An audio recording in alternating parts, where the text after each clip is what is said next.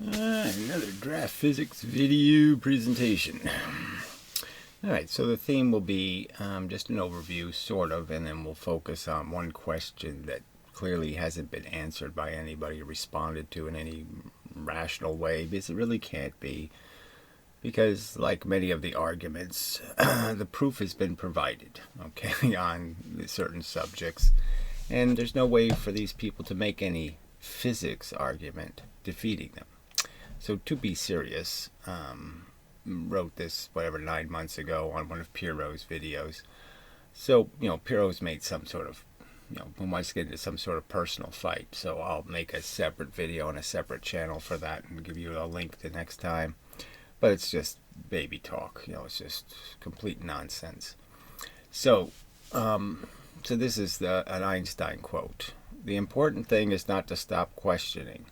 Now, obviously, this is that stupid open mind argument. It's nice to have an open mind, but, don't open it so much that your brain falls out. So it doesn't really mean anything, right? It just really doesn't.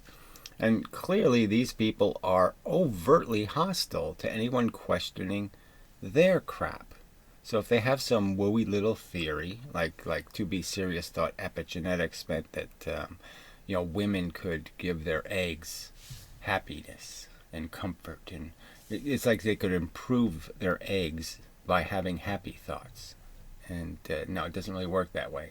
All they can do is be physically stressed, and that can break their eggs. See, she couldn't understand that concept, and she hated being questioned, and she hated being anybody applying any scrutiny to her horse shit.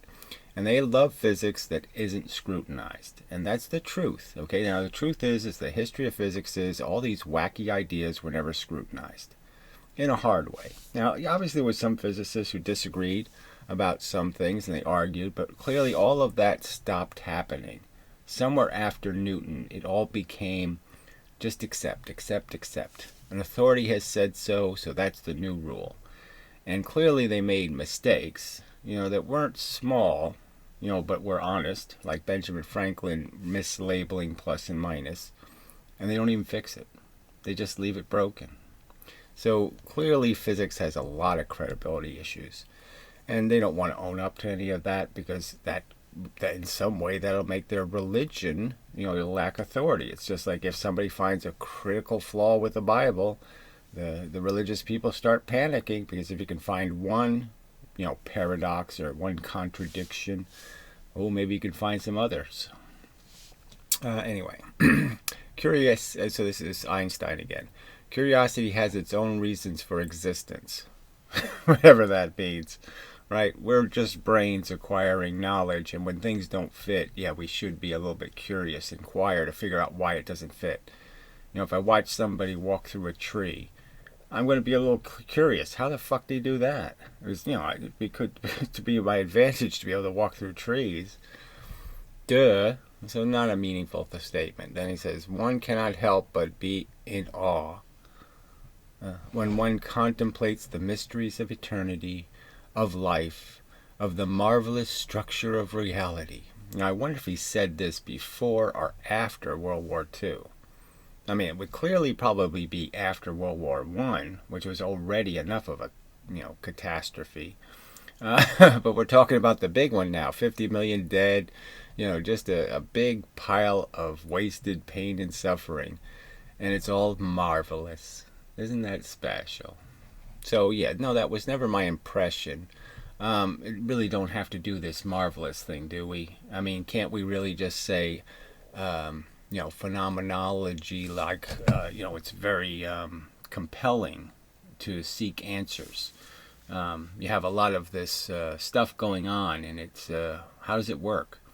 And frankly, that's what Einstein did demonstrate in later life, that he wanted a better answer than this wooey crap, and that's part of the irony. I mean, she's quoting somebody who is the most misquoted man in history, in the sense of quote mining. He's been cited as the authority on things like entanglement, something he despised as an idea. Okay. Gravitational waves, he thought they were impossible. Einstein rings, thought they were impossible to ever see. And no one's defeated his logic or his reasoning. And yet, he's blighted with, this dead man is told that he has to wear all these badges of inciting some conversation that he wasn't interested in at all. I mean, it's just kind of funny. Schrodinger and Einstein are the most mentioned names when it comes to superposition and entanglement, and they hated the idea. So anyway, so just kind of funny.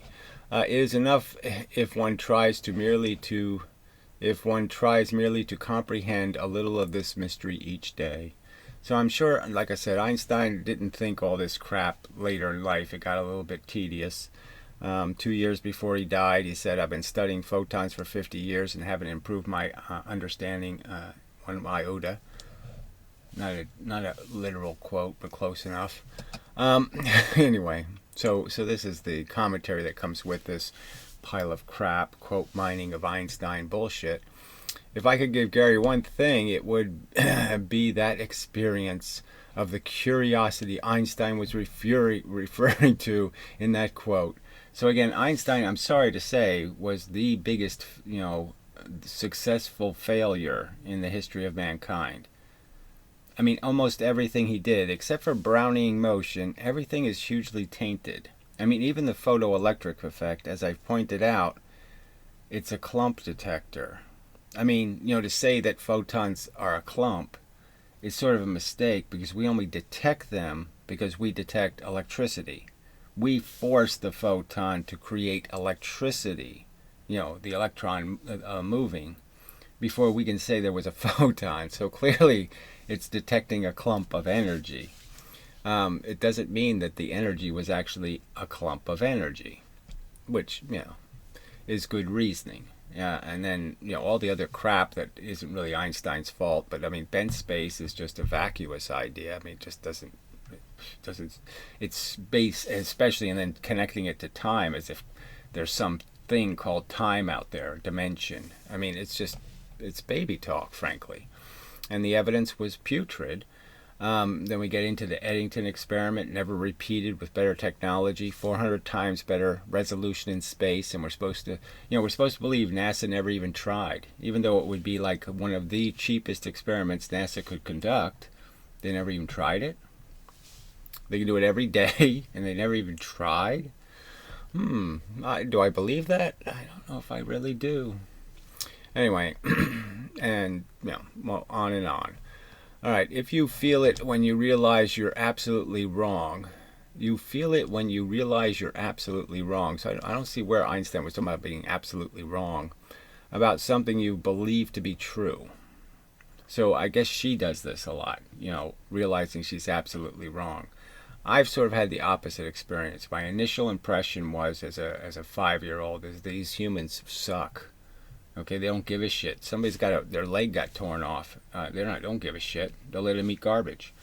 I noticed these things. Okay, and I noticed all the dead shit. I noticed all the stuff being killed. I noticed all the 3-legged dogs that need somebody to give them a little pet. And I said, this is rather dismal and harsh. Okay, that's what I noticed.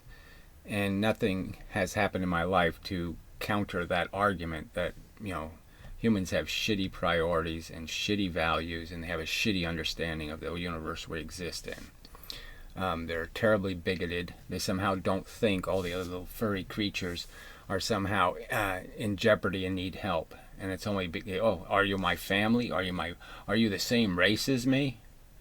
I saw a lot of that too. I lived in Louisiana, so I saw the racism. Your day is only worth $5. I get paid $34 an hour. You get $5 a day. Okay, that's how much your time is worth. I saw that shit. Anyway, it gives you a chance. I remember, we had a black maid for a while, and I remember, asking her. She had kids. I was about 6, 7. No, I was probably 4, 5. And then I was surprised to learn, she had a whole family. And I asked her, well, why are you here, taking care of me, when who's taking care of your kids? That kind of question. I don't remember what her answer was, but I do remember inquiring that it seemed quite strange that why is she here doing stuff when she has her own family she should be doing stuff for. Oh, and it was $5 a day. That's why. Anyway, it gives you the chance to look. Gives you the chance to look deeply into why you were mistaken. So, obviously we've all, it happens to everyone. You have an idea and you find, oh, that was a dumb idea. And sometimes it only lasts one day. You make a mistake for one day, or you make a mistake for 2 hours. It just kind of depends. But the point is, see, she's talking as if she's demonstrated that I've made some mistakes here. Now, I have 3 videos on 3 subjects, and not one person has provided any kind of rational commentary why any of those videos are wrong about a damn thing in them.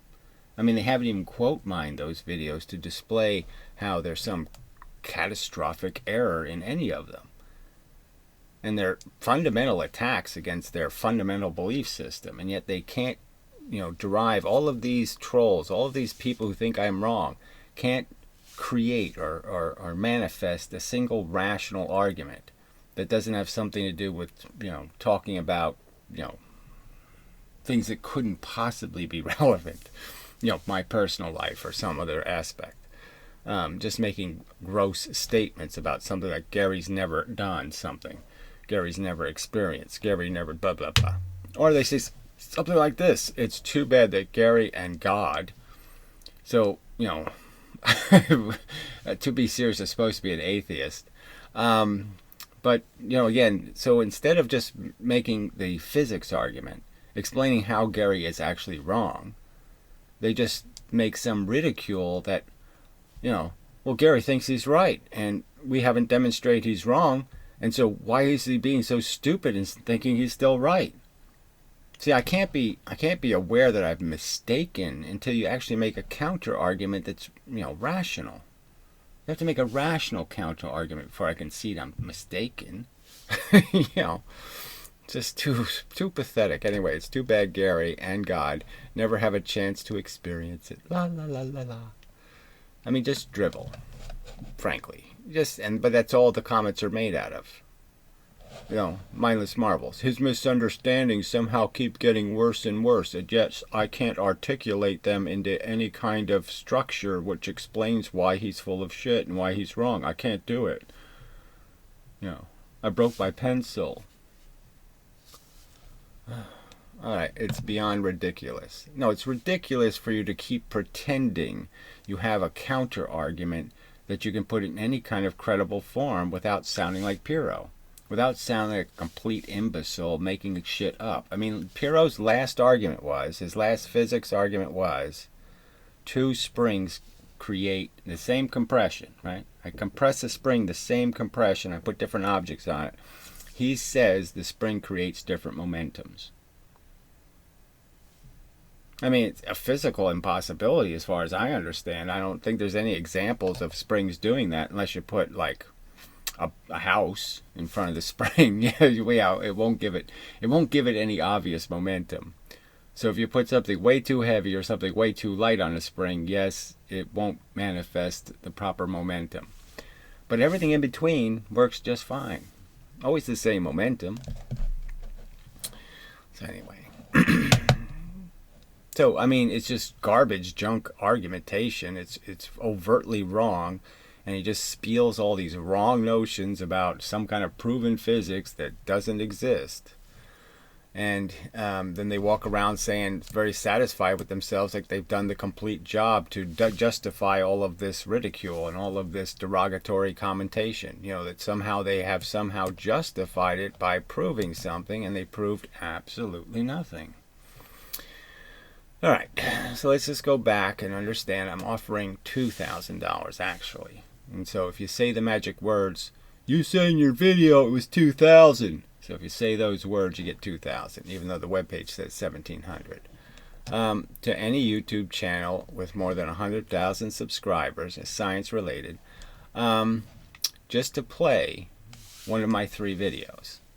Now, I would like to be able to argue with them, but if they're not willing to do that, well, we can't do that, okay? But just the minimum they have to do is play one of my videos as one of their videos, and they have to leave it public. And it has to be as accessible as the rest of their videos, appropriately titled, whatnot. If you yeah, so it's that simple. So I'm offering them this money. Now I offered it directly to people like Ken Wheeler. Frankly, most of the other science channels, I have sent them emails. The Thunderfoots, the Veritasiums, all those people, with no response. But Ken Wheeler did respond in a sense that he seemed interested or curious, okay, until he found out what the deal is, and then he wasn't interested anymore. Why wouldn't Ken Wheeler take $2,000, right? It's not because Ken Wheeler can defeat me easily. It's because I will cause people who are a little bit honest to say, ooh, that story is very different, and gee, that one has a lot more evidence on its side than Ken Wheeler's silly I bent light with magnetism theory. Anyway, so in that context, we have the subject of mv squared, 1/2 mv squared, some sort of formula. Now, I've already explained the history. This is completely anti-Newton physics, right? But you'll see, I'll be reading other comments, probably in another video, where they're telling me I'm anti-Newton. I don't get Newton, when clearly they don't get Newton. Newton didn't use mv squared ever in his life to do anything, ever. Not a single thing Newton ever did had mv squared in it, okay, 1/2 or 1/2 mv squared. See, back then it was just mv squared. It was ridiculously inaccurate, and now it's just ludicrously inaccurate. But it wasn't Newton's idea. It isn't a derivative of Newton, a natural derivative. It's a contrived derivative, okay. It was just they had already accepted it as mv squared. They put a half in front of it because they realized acceleration, the distance you move is 1/2 the velocity you gain. So you gain velocity this big, but you only move this big. But the whole thing is a piece of crap. There's no good evidence for it. You have to quote mine the evidence. You have to just look at the aberrant experiments. You have to make a ferrocell, and then you can say, ooh, I'm bending light with magnetism. And that's all that happened. That's the history of this piece of garbage. And it's clearly hostile to Newton in the sense that Newton's worst enemy invented it. Okay, so it's kind of funny that Leibniz doesn't get any credit. They turned it into Newton's formula when it's Leibniz's formula. So, it's like they just don't care. They'll slander the dead every opportunity they get. And they'll just lie about it. So we have a lot of these famous people in physics, and they really did have agendas. I mean, Maxwell was an ether guy, okay? Loved the whole wave-Huygens bullshit. Bohr was a religious kook. Leibniz was a religious kook, trying to make the physics fit his religion. So anyway, has no merit whatsoever. So I've been throwing these you could call them thought experiments. I mean, they're so simple that you think somebody would have done these experiments completely somewhere.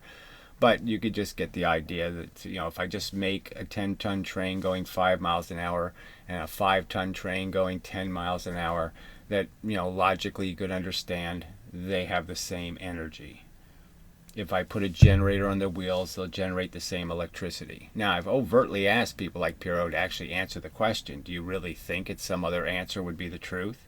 Do you actually think you're going to get twice as much energy out of the 5-mile-an-hour train? But they don't answer the question. Because, see, then they'd have to recognize that, I can't say that because, gee, I'll look like an asshole. Yeah, because that's stupid.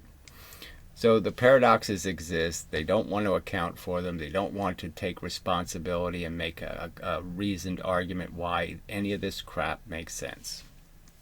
All right, and then, the simple bro experiment, just shoot 2 objects that duplicate those inverted mass to velocity ratios and just catch them with another spring and prove the point.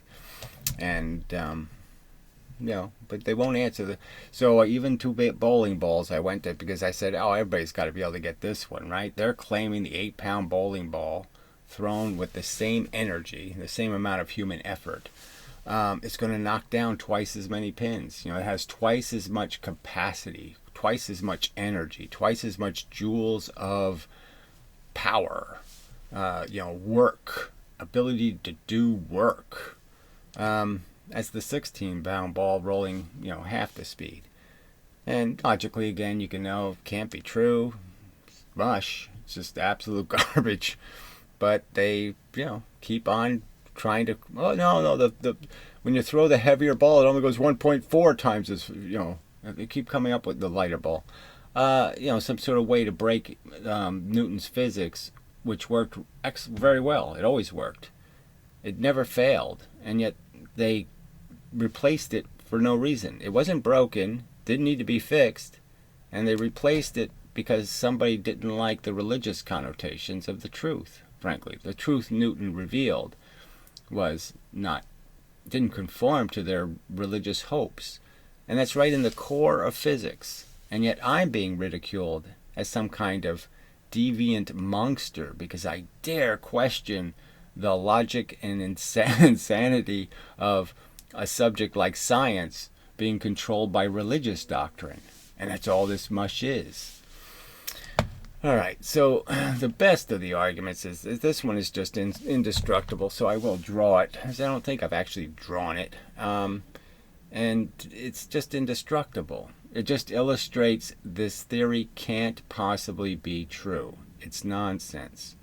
Okay, if I'm in space and I throw a 2-liter bottle of Coke away from me at 1 mile an hour, do I receive the same thrust if I shoot a dime away from me at 1,000 miles per hour? Now, has Perot answered the question? No. He knows I'm wrong, and yet he won't stand for anything. He won't make an accountable statement. So do you really think I'm going to get more thrust from the dime? But the catch is, right, is if you concede that the dime can't possibly have 1,000 times more energy.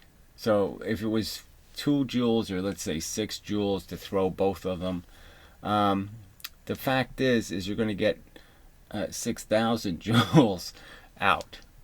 That somehow, technically, if you just do the math, you can figure it out because the dime is 1/8 of a.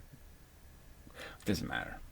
The point is they're predicting 1,000 times more energy than the bottle. So the 2-liter bottle has like 2 joules. The speeding dime, by their calculation, by their silly formula, the speeding dime has 2,000. 1,000 times more energy. Yet I got the same exact thrust. That is, I got moved. The same equal and opposite reaction for me was exactly the same. And the amount of energy I used was exactly the same. Yet they're claiming I produced something that's moving into space now that has 2,000 times as much energy as the Coke bottle. So it's plainly, insensibly, you can't argue that there is any truth value to this theory. So let's draw it.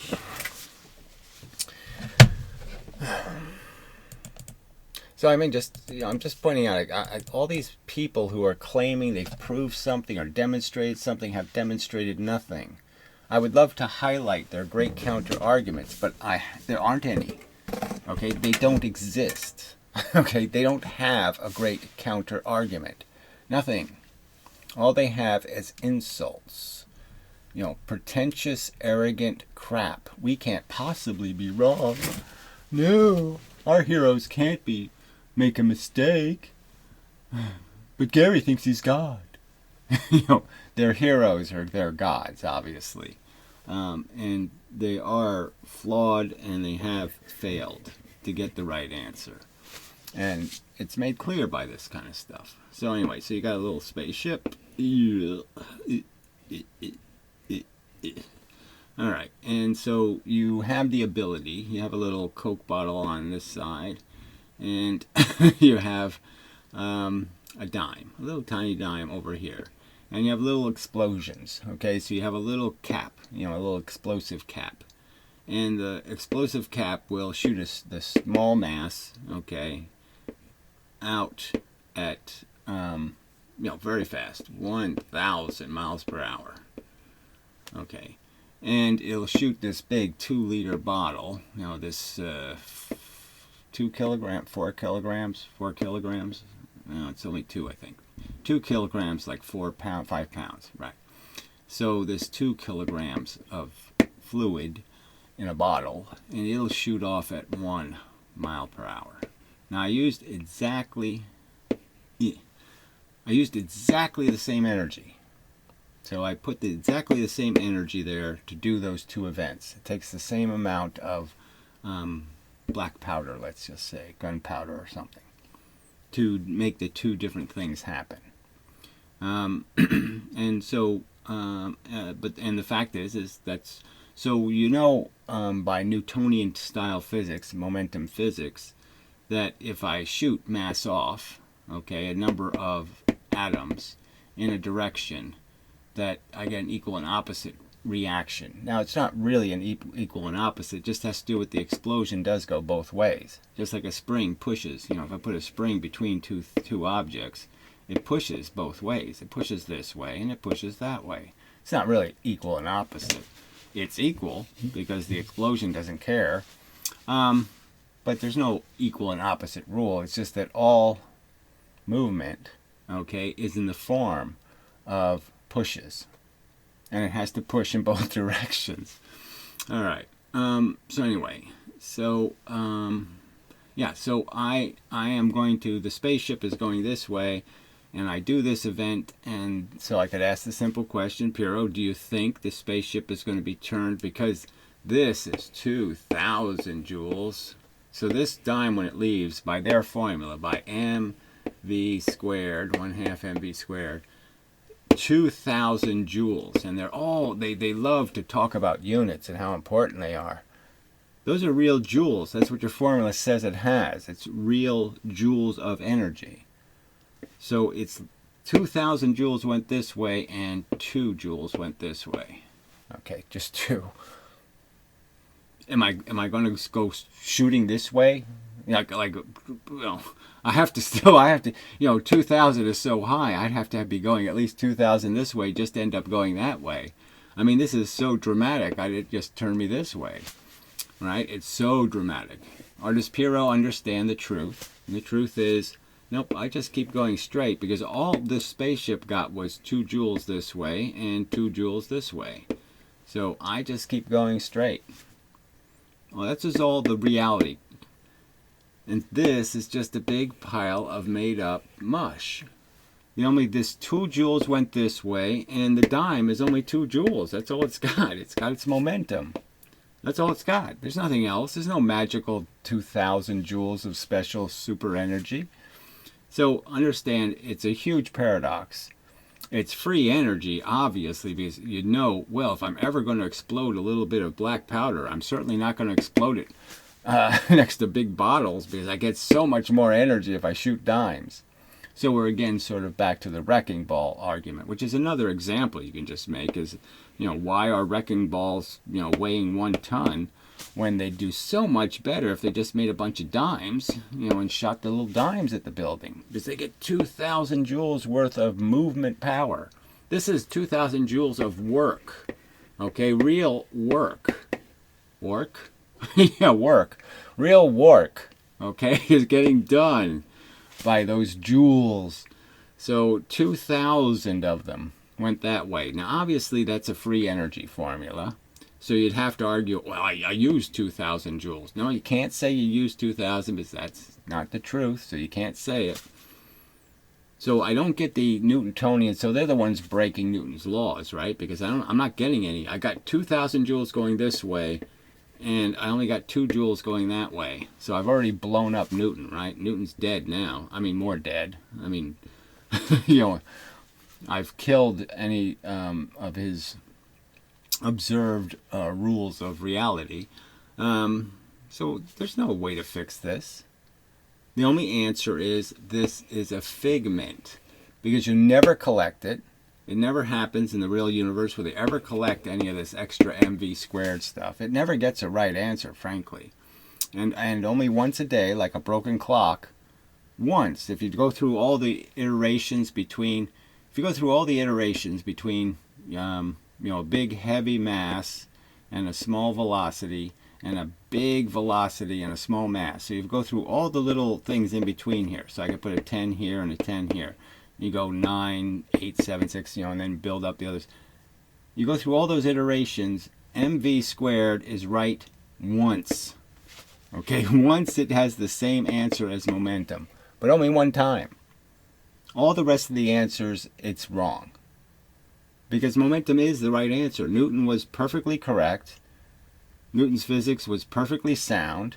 Newton predicted, Halley's Comet showing back up. He predicted the motion of the moon. He predicted all kinds of things in the solar system. His MV worked very well. Very sound, worked good stuff. And it was perverted by his worst enemy in life, put a squared on it. And then 100 years later, they figured out, hey, this answer is stupid.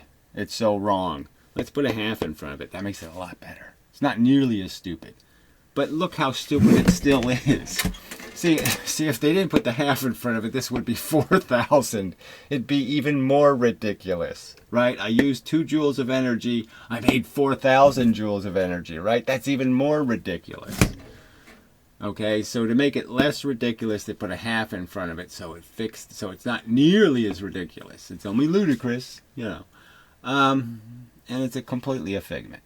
I haven't gotten anything called a reasoned answer to this paradox. So if you can figure out why this isn't a paradox, that somehow I can use just 2 joules of energy and I can make 2,000 joules of energy, and that isn't somehow a free energy formula. So all those people who want free energy, well, this is how you do it. Just keep putting lighter things in front of springs, and you can just keep making more and more and more energy. Because somehow heavy things don't know how to do the special trick.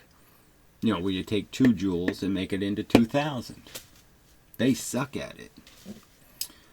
Alright, and the truth is they don't. The heavy train doesn't suck at having energy, and the heavy bottle doesn't suck at having energy.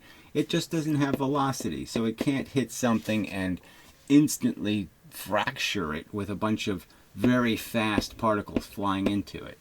It can't make very fast things. When it hits something, it only bounces off at 1 mile per hour. Where when the dime hits something, it bounces off at 1,000 miles per hour. So this makes a few little things that are very fast, where this makes a lot of things that are very slow. So they're not as dangerous to flesh and such. Okay, but the joules are the joules. The energy is the energy, and all there's 2 joules here, 2 joules here, and 2 joules here. None of this crap has anything to do with reality. That's all there is.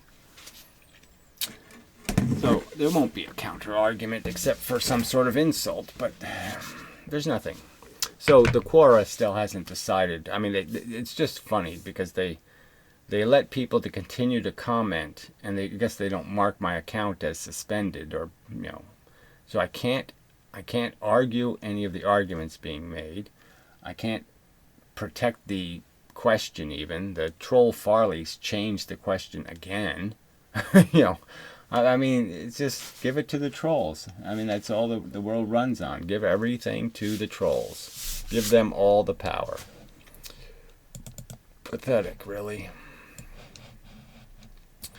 So, no, that's probably enough.